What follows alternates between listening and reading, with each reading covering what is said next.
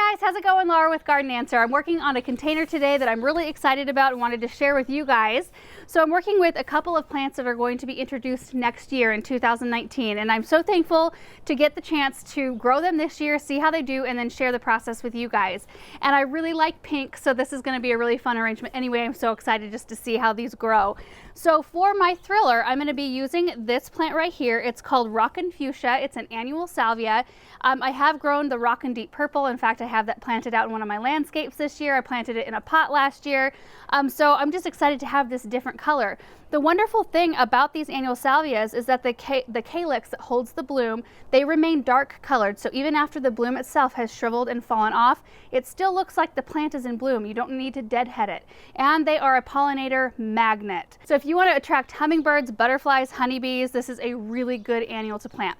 They grow about 24 to 30 inches tall, so this is going to be a really intense centerpiece for this container. The pot is 16 inches diameter. This is the Gramercy square planter in the color slate, which I think is a really pretty contrast to these pinks.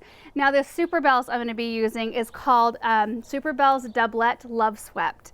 It's a double Superbells that just looks so delicate and so sweet, and I really like double flowers anyway. So what I'm going to do is use one Rockin fuchsia in the center and then one Superbells on each side, since this is a square planter.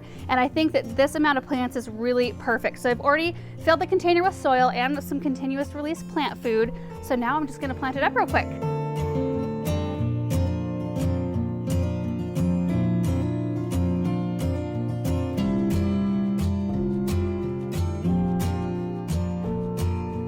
I think that this is going to be so pretty, but it will be interesting to see how it grows. This is going to definitely be an experiment because one, I've never grown these varieties before, and two, this particular variety of Superbells I've heard isn't quite as vigorous as the regular Superbells. It stays a little bit more compact. So it'll be interesting to see how it fills in this container, which honestly I kind of want. I don't want something that's going to be super dramatic because I don't really want it to touch the ground. I still want to see a little bit of the container.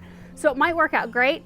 And then this wants to grow really big. So we'll see in the end if it looks kind of like an awkward arrangement, like maybe I needed a little bit of a filler in the middle. So anyway, guys, that's pretty much it for this video. I just wanted to show you what this container arrangement looks like kind of before.